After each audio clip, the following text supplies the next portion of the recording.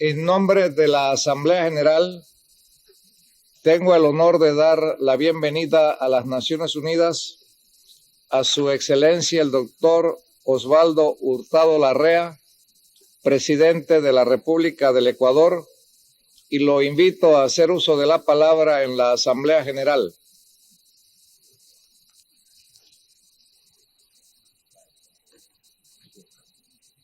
Señor presidente, señor secretario general, señores delegados, todos los países del mundo sufren los efectos de la crisis de la economía internacional. Unos más, otros menos.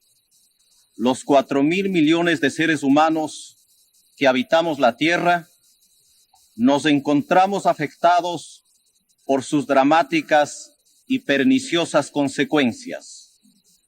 Un fenómeno de una globalidad hasta ahora desconocida, que ha afectado a todas las naciones, cualesquiera sean sus recursos, la eficacia de sus gobernantes y administradores, el modelo económico que las inspire y el sistema político vigente.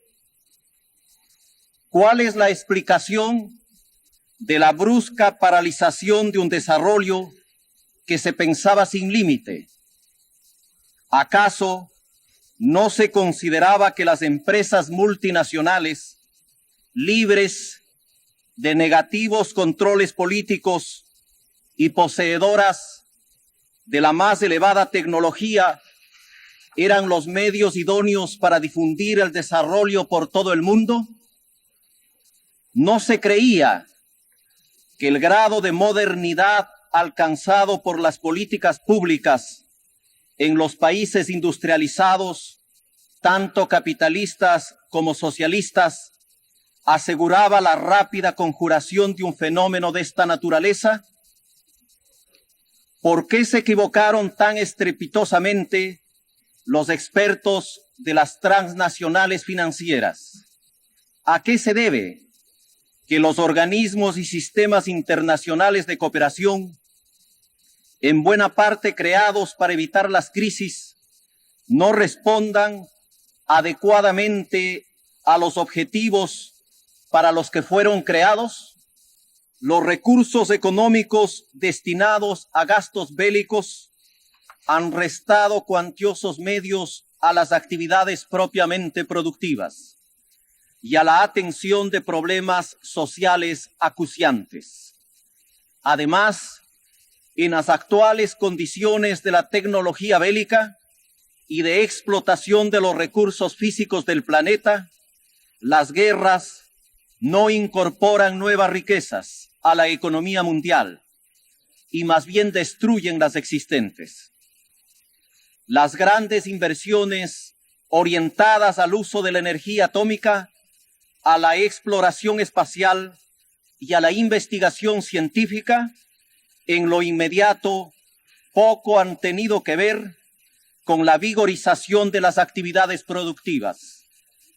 Las empresas transnacionales sobrepasan a soberanías nacionales y carecen de visión e interés sobre el desarrollo económico y social. El dominio oligopólico de la tecnología no le ha permitido inscribirse en las necesidades y problemas del tercer mundo, y más bien ella puede constituirse en un nuevo elemento que actúe en su contra. Las organizaciones internacionales, dominadas o sobrepasadas por las grandes potencias, cada vez tienen menos influencia en las relaciones internacionales y en la orientación de los hechos económicos. La notable expansión económica de los últimos años parece no haber contado con las bases que aseguren su continuidad y con un sistema que permita controlarla y guiarla. Adelantándose a la historia, y avisorando los acontecimientos económicos que hoy vivimos, a mediados de la década pasada, las Naciones Unidas aprobaron un plan de acción para la reestructuración de las relaciones económicas internacionales, mediante el establecimiento de un nuevo orden económico internacional. Más tarde, la Asamblea General acordó emprender en las denominadas negociaciones globales en los campos de los productos básicos, la energía, los problemas monetarios y financieros, el comercio y el desarrollo. Actualmente, ambas iniciativas se encuentran paralizadas y no es exagerado afirmar que han fracasado, al menos hasta ahora. Si los países industrializados, más allá de sus siempre generosas declaraciones de buenas intenciones, tienen un interés real en asumir la responsabilidad esencial que les corresponde en el desarrollo del tercer mundo. Pero si los principios de la política internacional, definidos en la Carta de las Naciones Unidas, si sus iniciativas y proposiciones para la búsqueda de una concertación, si los esclarecidos análisis y prospecciones que se han hecho sobre la evolución económica y social del mundo no han sido suficientes para llamarnos a la reflexión, sí deben serlo los graves acontecimientos que hoy afectan a todas las naciones. En esta perspectiva, la crisis económica que hoy sufre América Latina constituye un buen ejemplo. La inflación, que bien puede llegar en 1983 a un promedio de 3 dígitos, y el cada vez mayor desempleo y subempleo están afectando severamente los niveles de vida de los sectores populares y medios. Hay naciones en las que ha aparecido el azote del hambre que no se creía posible en la región. Los conflictos sociales tienden a empeorar y cada día se vuelve más vulnerable la estabilidad política, con las obvias consecuencias en la tan reclamada seguridad hemisférica, que hoy sobre todo es social y económica y no militar como algunos piensan. En el enfrentamiento de la crisis, los países latinoamericanos han asumido sus responsabilidades. Casi todos ellos han instrumentado políticas de ajuste orientadas a reducir los déficits de sus sectores externo y fiscal. Pero los resultados han sido muy perjudiciales para la distribución del ingreso y el crecimiento económico, que en casi todos los países de la región hoy es negativo. Debe tenerse en cuenta que los programas de austeridad son tolerables si son transitorios, si se mantienen dentro de ciertos límites y si ofrecen posibilidades reales de superación. El proteccionismo de los países industrializados recurre a todo tipo de arbitrios y está llegando a límites inadmisibles. América Latina en 1982 recibió menos de la mitad del ingreso neto de capitales correspondiente al año anterior, y se espera que en 1983 la cifra sea aún menor. En los 12 últimos meses, algunos países no han conseguido un solo crédito de la banca internacional, y los que han obtenido apenas les ha servido para pagar sus obligaciones vencidas y el servicio de la deuda, y no para financiar su desarrollo. En ciertos casos, la escasez de divisas es tan grande que hay naciones que ni siquiera pueden adquirir las indispensables materias primas y alimentos. las altas comisiones cobradas por los bancos acreedores tornan extremadamente onerosa la operación de renegociación de la deuda. Sin duda que para América Latina es esencial que la recuperación norteamericana se confirme y se extienda a las otras naciones industrializadas. Pero aún en el caso de que cumplan sus optimistas previsiones, probablemente más de un año deberá transcurrir para que se sientan sus efectos. Y la demora empeorará las dificultades de la región. Además, si se mantiene el problema de la deuda y continúa el estancamiento, es posible que la recuperación de los países industrializados no se produzca en los términos deseados. De ser así, bien podemos vernos ante la posibilidad de un colapso de la economía mundial. Que los organismos internacionales de cooperación lucen insuficientes e inadecuadas sus tradicionales pautas de acción y que ha adquirido un marcado carácter político. Si las Naciones Unidas constituyen la más alta representación política mundial y la organización fue creada precisamente para abordar este tipo de asuntos, cuando por primera vez un presidente del Ecuador tiene el alto honor de dirigirse a la Asamblea General, he querido referirme a un problema vital para todas las naciones. La interdependencia es uno de los fenómenos que caracteriza a la segunda mitad del siglo XX. Si conflictos políticos nacionales o guerras localizadas ponen en riesgo la paz mundial, ¿cómo no se verá ella amenazada cuando todas las naciones y sus pueblos sufren una involución social no conocida por quienes habitamos el planeta y de la que no se ve una posible salida?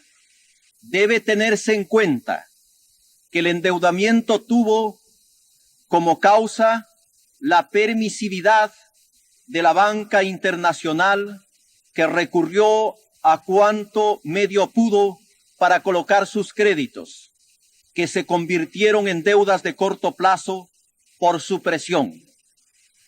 Estas operaciones le rindieron excelentes utilidades. Así, por ejemplo, se calcula que casi la mitad de las que han obtenido en 1982 los 10 mayores bancos norteamericanos provinieron de sus operaciones internacionales. Y en cuanto a los países industrializados, es de su interés la recuperación del tercer mundo, pues la contracción de sus importaciones está incidiendo negativamente en la reactivación del norte. Por lo tanto, es indispensable que se hagan efectivos sus compromisos de incrementar las cuotas del Fondo Monetario Internacional, que usen su determinante influencia en este organismo, en el Banco Mundial y en otros, para que sus decisiones y sus programas se adapten a los desafíos de la crisis. Que los acuerdos de renegociación tengan en cuenta la efectiva capacidad de pago de cada país, dependiente del volumen y valor de sus exportaciones. Que el financiamiento público tome a su cargo alguna parte del crédito que antes provino de la banca privada y, sobre todo, que las tasas de interés vuelvan a los niveles de la década anterior. El Ecuador ha sostenido y seguirá preconizando la imperiosa necesidad de que concluyan la intervención colonial en las Islas Malvinas, de que se retiren las fuerzas extranjeras que operan en Afganistán, Líbano, Chipre, Kampuchea, Namibia, el Chad, y en otros territorios, de que termine el cruento conflicto bélico que libran Irán e Irak y de que se encuentre una solución negociada a los problemas de Oriente Medio y en especial del pueblo palestino. Para bien de la humanidad, debe cesar la carrera armamentista principalmente de las grandes potencias y ponerse fin a la amenaza del holocausto nuclear. Después de que en los últimos años el mundo vivió una promisoria etapa de distensión, nos encontramos ahora sumidos en una confrontación político-militar cuyas consecuencias pueden ser más graves que las de la Guerra Fría. Todos los pueblos estamos obligados a defender la paz, los del este, los del oeste y los del tercer mundo, pero el restablecimiento del diálogo y de la cordura es sobre todo una responsabilidad de las grandes potencias. Toca a las Naciones Unidas continuar preservando la paz y seguridad internacionales y propiciar la solución pacífica de las controversias existentes, de acuerdo a sus principios que desconocen el uso de la fuerza, las conquistas territoriales y la ocupación de territorios, y de conformidad a la razón y a la justicia.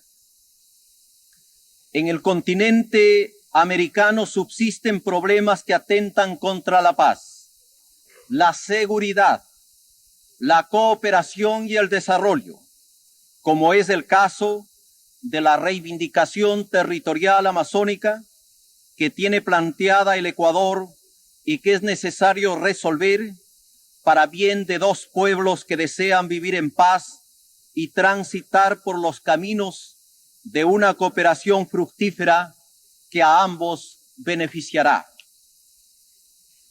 Luego de uno de los períodos dictatoriales más largos de su historia, gracias a la voluntad del pueblo ecuatoriano y a la cooperación de sus Fuerzas Armadas, el 10 de agosto de 1979 se restableció en mi país el sistema democrático.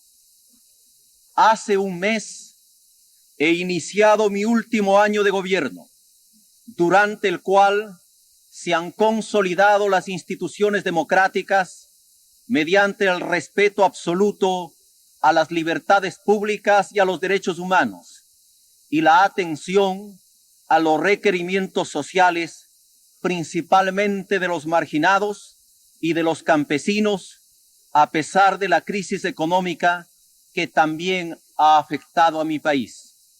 Mi país, que es uno de los fundadores de las Naciones Unidas, a cuyos principios siempre se ha mantenido leal, continuará brindándole su respaldo, pues considera a la organización como un instrumento esencial para la preservación de la paz y la promoción del desarrollo.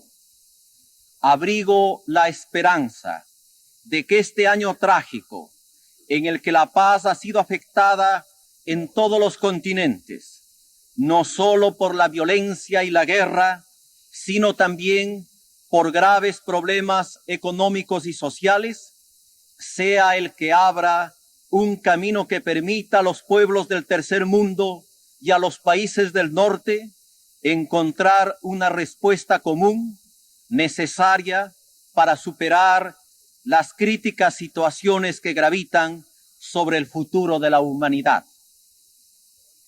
En representación del pueblo de mi patria y en cumplimiento de la resolución tomada por la última reunión cumbre de los países no alineados, para el presidente del Ecuador ha sido un alto honor ocupar esta tribuna de la paz para dirigirse a los representantes de todas las naciones de la tierra. Señor presidente.